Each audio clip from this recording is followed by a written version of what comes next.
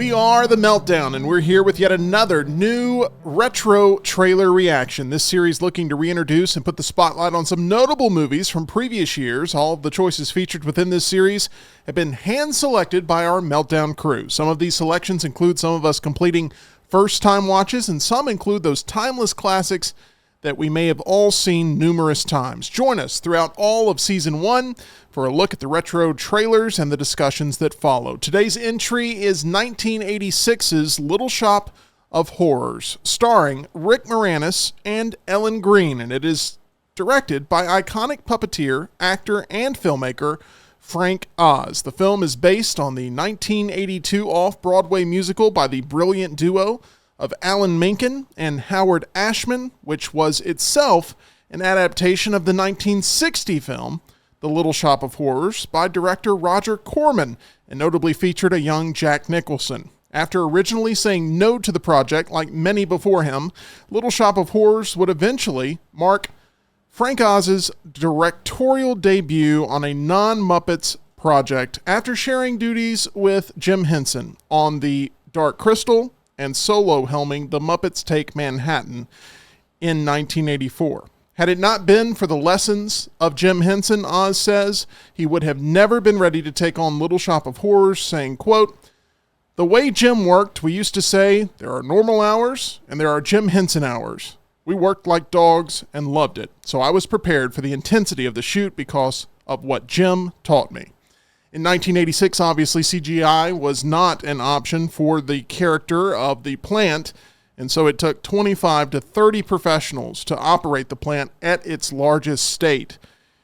Oz said, quote, "When I said yes to directing, I had no idea how we were going to do the plant. I wanted absolute perfect lip sync, no mistakes at all. Creature designer Lyle Conway was so brilliant in making the plant, we averaged about 25 to 30 takes every time to get it perfect." So with that, let's go ahead and introduce our panel here in the Meltdown Studios. I am Meltdown host Tim Melton. That is my co-host, John Lunsford. Suddenly, John is sitting beside you. Oh, wow. Nice deep cut reference there. That is producer Tyler Johns back in the back corner. What's up, everybody? And finally, we introduce to you our beloved Meltdown contributor, Rockstar, who you see daily on The Next Round. Hola, amigos. John, this film was your selection. Why did you pick 1986's Little Shop of Horrors, starring Rick Moranis and Ellen Greene? Y'all love to poke a lot of fun at me for my lack of interest in horror movies, and then we draw a lot of horror movies, and then John chooses a horror movie.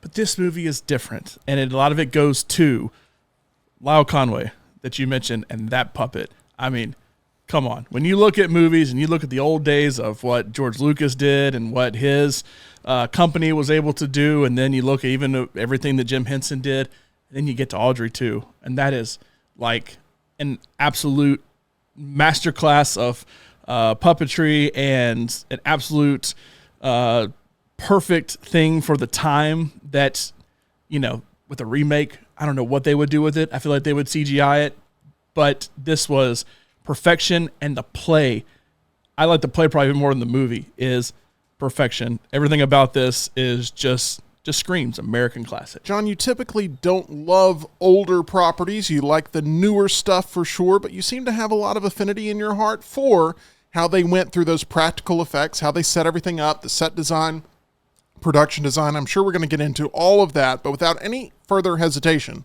what I'd like to do now is see the retro trailer for Little Shop of Horrors.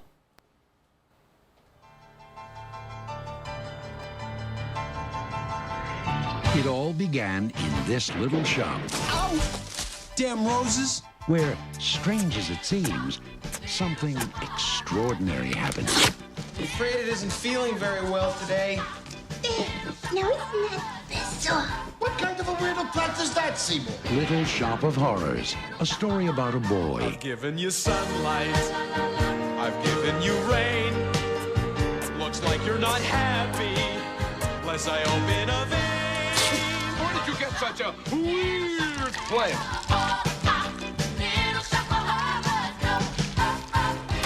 A girl. You don't need a nice voice when you live on Skid Row, Mr. Mushnick. Seymour, this is my Dave, my boyfriend. A florist. I'm telling you, Audrey, he's not a good, clean kind of boy. He's a professional. You'll be a 10. You have a talent for causing things. Hey, son, be a 10. People will pay you to be in I've been saving all month for this. I think I need a root canal. I'm sure I need a long, slow root canal. Feed me Seymour. And a plant. Feed me all night long. How am I supposed to keep on feeding you? Whoa! Catch me now. I'm just a mean green mother from outer space, and I'm playing. I'm just a mean green mother from outer space, and it looks like you've been had. Yes! Rick Moranis. Man's a total disgrace to the dental profession. Ellen Greaves. Excuse me. Excuse me, what? That's better. Vincent Gardenia. With special guest appearances by Steve Martin, John Candy, and Bill Murray. It's your professionalism that I respect. Little Shop of Horrors.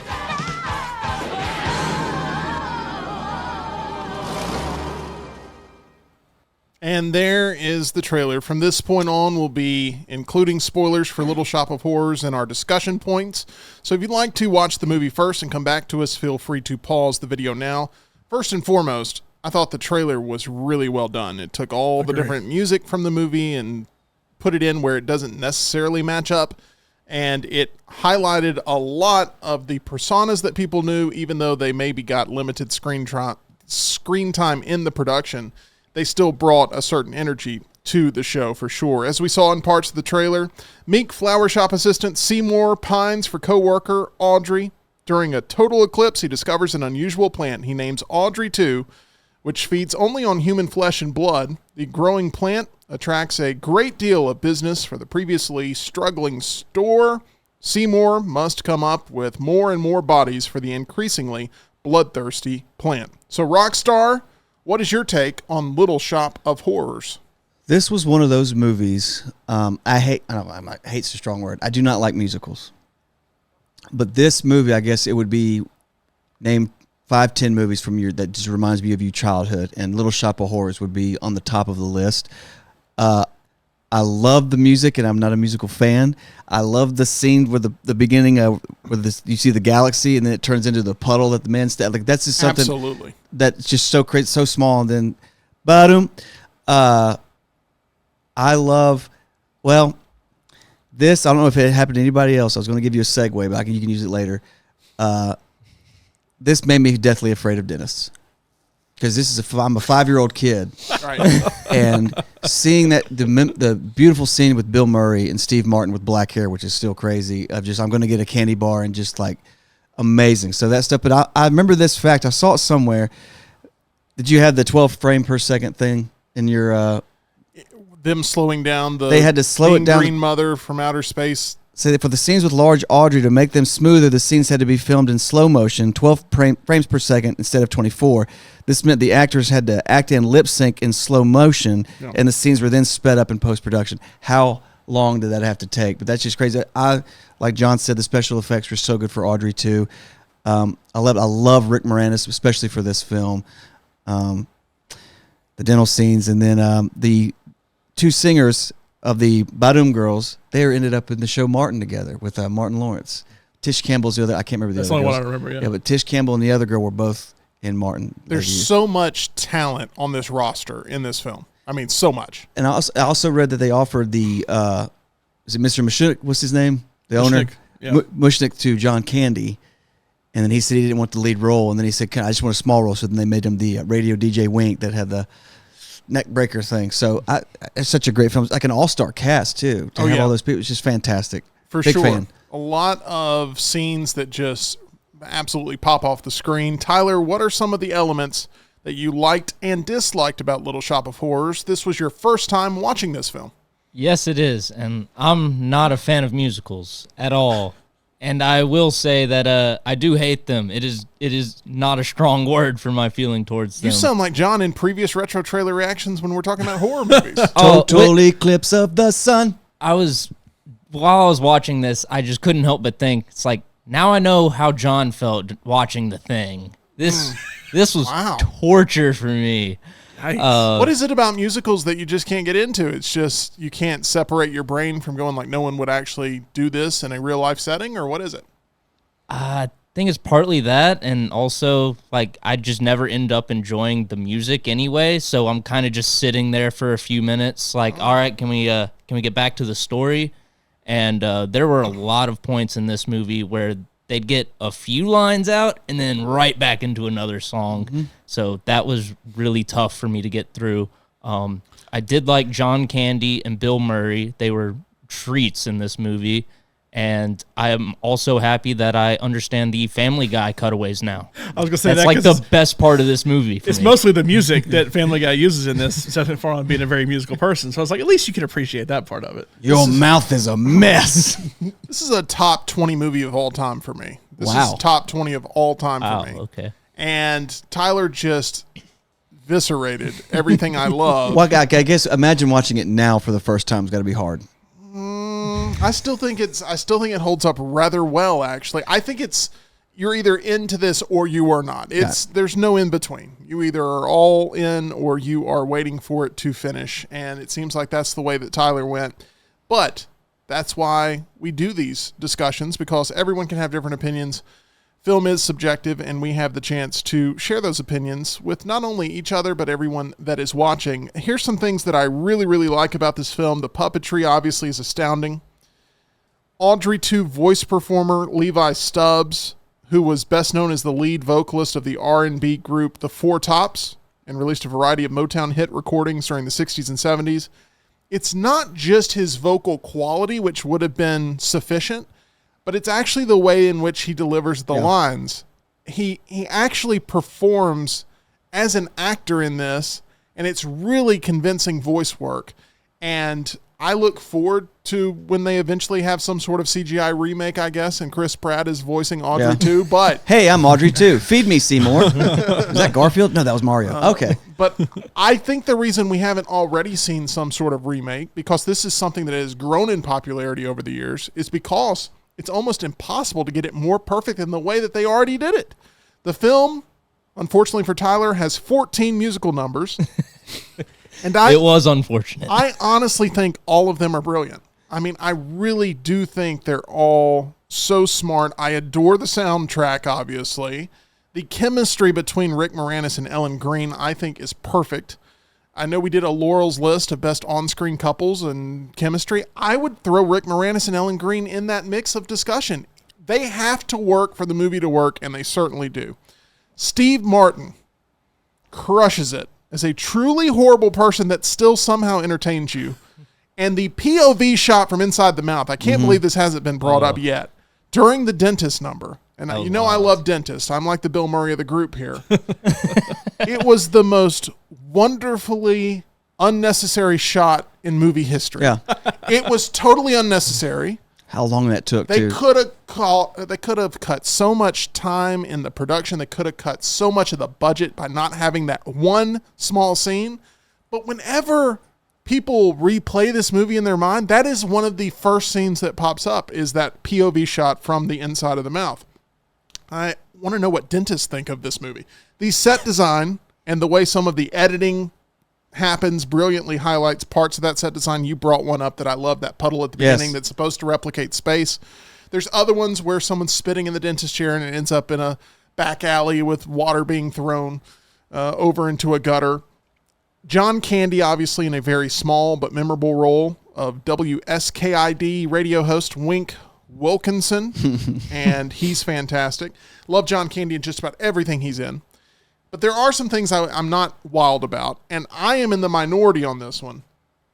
But the character of painstaking dental patient Arthur Denton, played by Bill Murray. Oh, no. I'm not a huge fan of him in the movie. I'm not. He improvised all of his dialogue, and I came to learn it was actually one of the biggest points of contention between Oz and producer David Geffen, as the director recalled, quote, "I did not cast Bill. I wanted to cast somebody else, but David had already cast Bill. I got very upset, not that Bill had been cast, but David and I had an agreement that we both had to sign off on whoever was cast. We had a little problem there, but David agreed he would not do that again, and I was glad to have Bill." So it really wasn't necessarily Frank Oz being upset about Bill Murray's performance, just the fact that he didn't get a chance to craft his perfect vision. And I do feel like he's at times in somewhat of a different movie, but that's just my own personal that opinion. character does not exist in the play too. But it leads to something. It leads to Rick Seymour freaking out. Like you have to the introduction to him to the dentist and having a guy that's pissing the dentist off because he loves to give people pain, and the dude loves pain. So like Seymour's next. While it works as a plot device, it is still very unnecessary. It is unnecessary, but as a kid, that was one of my favorite parts is Bill Murray. The candy bar and just grabbing massaging his back. Oh. I am happy it works for about 99.9% of people, but for me, it takes me out of it every time because all I see is Bill Murray. A cameo. All I see is a cameo. But I don't feel that way about John Candy's cameo, which is weird. The same way. I know. The original ending, by the way, which spanned 6 minutes and 20 seconds long, which if you have not seen it, Tyler, maybe you would have liked the movie more because everything in the movie dies, and maybe that's the way that you wanted this to go, but in the original ending, it was dark, it was bleak. Have you ever seen the original ending, Rockstar? I have not. I heard about it, but I haven't seen it. Audrey succumbs to her wounds and dies. That's not good. Seymour gets eaten, and the plants end up destroying the entire world and taking over, basically. And there's a 6 minute and 20-second sequence that's featured on the Blu-ray as an alternate ending that was originally scheduled to be the ending of this bleak future, and audiences detested it in the test screenings. They turned their nose up to it. They were with it all the way up until the end, and then when the end basically destroyed everything that they loved, they were angry and upset. And they said in their testing results that they would not recommend it to other people based on that ending. So Frank Oz, even though there's so much production work put into that 6 minutes. It's probably half their budget is just the ending they didn't even end up using. And it's lived on with a lot of film snobs going, that's the better ending. I think the theatrical ending they went with is perfect. Did they have to, so that the plants replicate somehow? They do. So basically, at the end, Jim Belushi comes and offers like, hey, I want to buy, or I basically want to pay you in order to breed this plant so everybody can buy one. Basically, he says, I'm going to do it whether you like it or not. Yeah. Like, you can either take the money or not. I'm going to make more Audrey 2s for people. So he does that. Then every single grocery store, big box store in the world. There's a whole montage of people walking out with them. It's like a Black Friday rush to get your hands on your own Audrey 2. Well, then they all end up growing that way because people end up giving into them to grow them bigger so they can have the cool thing on the block, and they all end up growing to like Godzilla size and destroying the world. Right on Skid Row. It ends with an Audrey 2 popping through the screen and being angry and mean, and then it cuts. I think that part is great. I'm with you on the original ending. I probably like it better, or the one that was the theatrical, but I love that. If you're imagine back in 1986 when this came out, that happens. It's like it's almost kind of like a jump scare. The audience was irate over it. Frank Oz made the painful decision to get away from his original vision, and then he brought the cast and crew back to London for 6 weeks and shot the new, happier ending, and it worked out. It was the right move at the time. I'm sure the studio was not happy about it, but it was the only way to save the entirety of the movie, and that's what they decided to do. There's one last gripe I have over this movie, and it really has nothing to do with the movie. But if you ever walk a casino floor, you see Little Shop of Horrors slot machines, and I can't stay away from them because I'm so attracted to the IP that it's like, feed me, Tim, and I'm just, putting more money in. And I love those Little Shop of Horrors slot machines, and I have to tell myself that while it is entertaining, maybe at times I need to take a break from the Little Shop of Horrors slot machines. Do they have sound effects from the movie? Like, do they say, feed me? Oh, yeah. One of the mini games is you grow the Audrey 2 up, and then when it gets big enough, you hit a prize bonus. So, I mean, it's like, Tyler's going to be They've got you. Right. Tyler's going to be like, well, you won't find me at one of those machines. John, with it being your choice, you get the final word on the impact that this film had on you, because I had no idea up until this week after years of friendship that this was a movie we both loved. I really never knew that. So I told my wife is actually not a big fan of this movie. I like Broadway musicals more than she does, and that's ultimately what this is on the screen. But I told her, I was like, this is our life, though. This is like a perfect representation of our life. I'm this nerdy loser who somehow ends up with a hot blonde, and the plant is our dog destroying the couch over there right now. It's like Suddenly the perfect. Lunsford. It's the perfect, perfect movie for us. She ever dated a dentist? Not that I know of, but her uncle is a massive dentist here in town. What if John said no, but I've killed a dentist? Yeah. It's like, whoa, what the? No, but dentistry does run in her family. But I fell in love with the play version before I fell in love with this. And then obviously I was not alive in 1986, so going back and watching it, I really do appreciate it. A lot of Rick Moranis that we all grew up with out there, Honey, I Shrunk the Kids, Little Giants, you name it. So this is probably the top for me for Rick Moranis. I do like those two I just mentioned. Little Giants probably next for me, but Ghostbusters. Ghostbusters Big up Bully there with as well. Tom Arnold. Sure. But there's a lot to like about his performance in this. I do think him and Ellen Greene are great. That's why I didn't make her list of best couples, because she doesn't like the movie. I think like Jim Belushi is kind of a random cameo that pops in there because that was not long after John Belushi had passed away that this movie happened, and he was not originally playing that role when they said, oh, we got to change the ending. The original guy couldn't come back and do it, so they ended up hiring Jim Belushi to do that. So between him, all the cameos we mentioned, Bill Murray, Steve Martin, which I guess Steve Martin really wasn't a cameo, but then John Candy. I love John Candy in the old radio, the way he's making the sound effects and everything, because having worked in radio, we didn't need to do that, but it's fascinating to think back of the old days of radio, of how they used to do things before we could just hit a button and, all of a sudden Flavor Flav's, screaming at you. It is amazing how all those people waiting in the lobby are so dressed up and they're on the radio. But anyway.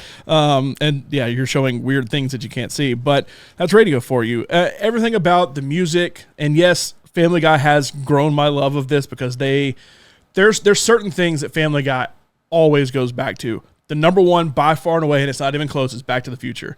Number two is probably Little Shop of Horrors. And I think a lot of that for this has to do with the music, and it's always musical numbers that they're doing within this. It flows really well. It's just catchy music. It's just a good story to go along with the music. And one thing I love in theater is the Greek chorus that is always kind of there, kind of helping you move through the story. And if you could pull that off really well, then that really works. They're sort of the constant while everything else is going on. Really, my first introduction to that I can remember was Hercules, because the animated Hercules movie had that same thing with that chorus in the background, kind of explaining the events and kind of leading you along. And this does the exact same thing with the three random girls that pop up at different times to kind of explain everything to you. And Frank Oz said he had no idea how to do this movie, and he turned it down until he figured out that hook with the three ladies. And so I think another thing I really enjoy, and this example is not necessarily a play, but I love it because of it being a play. It's a movie like Birdman. I feel like I'm watching a play when I watch a movie like Birdman, which to me is one of the best movies ever made. That a good play transition into a movie is hard to beat. Now, it falls apart a lot of times when you try to transition that. And I don't mean something like we're about to get with Wicked. That's not transitioning a play into a movie. That's taking the story and making a movie out of it. This is transitioning a play into a movie. My favorite play of all time is Rent. They did not do a good job translating that into a movie. Sometimes they do, sometimes they don't. This did a good job of translating a story that was already a movie, then made into a musical, but kind of like how Mean Girls tried to do this year. It was made into a musical that was okay from the story, and then they tried to say, well, let's just do the musical, and it was a complete disaster because it didn't translate like I'm watching a musical on film. Like, if they ever make a legitimate movie of Hamilton, they need to make it as close to the actual stage play as they possibly can. They don't need to actually go back in time and have these big elaborate, back in the 18th, 17th century, whatever sets. They need to keep it to more of the simplicity of what the play is. That's what makes the play good, is it's the simplicity of it. And this is the same thing. The sets, you can tell the backdrop is just a painted wall with a sun, a painted sun and a blue sky on it. I love that. It looks great. I don't want to see the real sky because the real sky is going to give you lighting issues and all this kind of stuff. I want it to feel like I'm literally watching a play, but it's more on the Universal lot as opposed to just on a stage. It's a little more in depth than that. Just everything about this is the perfect blend of what I love of theater, what I love of movies, what I love of music, all in one. And hey, you're going to give me horror that I actually like in it too, which is something I don't typically like. Come on now. It's a grand slam at that point. Ellen Greene, who portrayed Audrey in the original off-Broadway production, was not originally set to reprise her role. The studio wanted Cyndi Lauper, who turned it down. Barbara Streisand was also rumored to have been offered the part, but after Greene's casting, Frank Oz described her as amazing and said, quote, "I couldn't imagine any other Audrey, really. She nailed that part for years off-Broadway." It is a rare thing, Rockstar, to have someone who doesn't have a lot of name ID Correct. coming in and leading a film like this because she's so fit for the role compared to someone who's more marketable, which is what we see in Hollywood quite often. What's great? Well, it's going to hurt me now, but if I told you to close your eyes and think of Little Shop of Horrors, what's the first thing you see? I see Audrey. I see the dentist mouth scene. I Yeah. do. I really do. I said the plant singing at the end. Yeah, Well, that's a great It's film. just great. then. That's three different. That's just crazy. But like I think of her, and then I'll think of Rick Moranis. I think the plant's probably third or fourth. It's just great, but that's so interesting how what people will think. I instantly think of that haircut she has that looks like a helmet. I think of that. All the scenes were filmed at Pinewood Studios in England, including at the 007 stage for the Suddenly Seymour number. John, real quick, spontaneous Luntz's list. What would top Luntz's list of best song from this movie? Ooh, Suddenly Seymour would be at the top. Songs that I go back and have sung in my life are higher. That would be number one. The opening, kind of like the prologue, would probably be number two. Sweep that floor, kid. No, with the He's not talking about Skid Row. He's talking about the Greek chorus, Okay. like singing at the beginning. It's kind of a prologue. I don't think that actually is maybe the name of it, like prologue. I'd probably say Mean Green Mother from Outer Space would be next. How many is that? 3. Downtown, where the food is slop. Dadu would be number 4. This is very unfair to you because It is probably Somewhere That's Green, number 5. Somewhere That's Green would definitely be in there for me. There's another song in this that I really love. With some songs being cut from the final edit of the film, there are full versions on the soundtrack. I own multiple formats of it. I love the soundtrack. The Meek Shell Inherits full version is much better than what we get in the theatrical cut, in my opinion, and that would make my personal top 5. Oz said his largest source of stress during the production was fighting with the studio over the budget. When he agreed to do the film and rewrite the script, he was asked by Geffen to write for a budget of $9 million. The plant costs that much. He told Geffen he was not a budget person. He was a creative, and no one had ever budgeted a movie like this with a plant like this, stating that it went way over budget as a result. The project began hemorrhaging so much money that Warner Brothers co-chief executive officer Terry Semel began calling Oz every single day. Oz recounted that, quote, he would say, "Frank, what the blank are you doing with that much money?"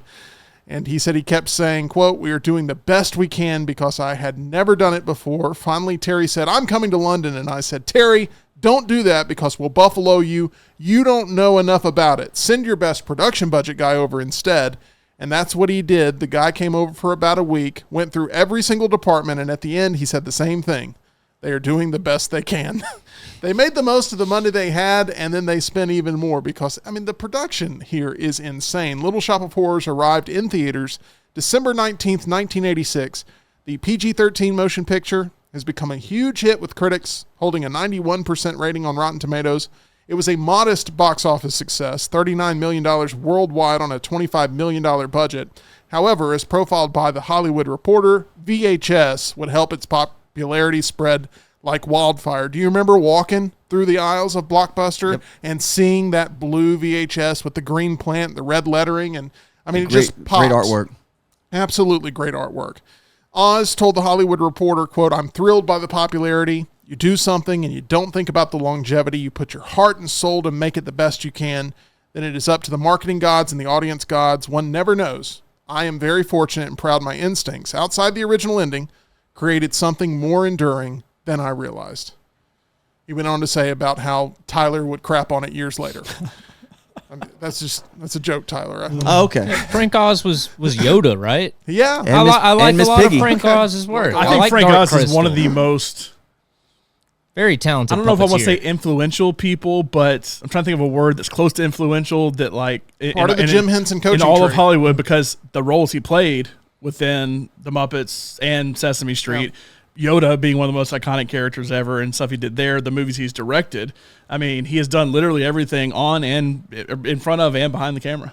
Absolutely He's a Renaissance multi-talented. man. Very successful, and this is a movie that continues to live on all these years later. So that's what you need to know about Little Shop of Horrors. Is this a movie you appreciate? Let us know in the comment section below, and make sure you look at our title sponsor, John, That's MyBookie. Go to mybookie.ag, use promo code next round, see it right there in the bottom corner. Promo code next round, all one word, get that first deposit bonus on us.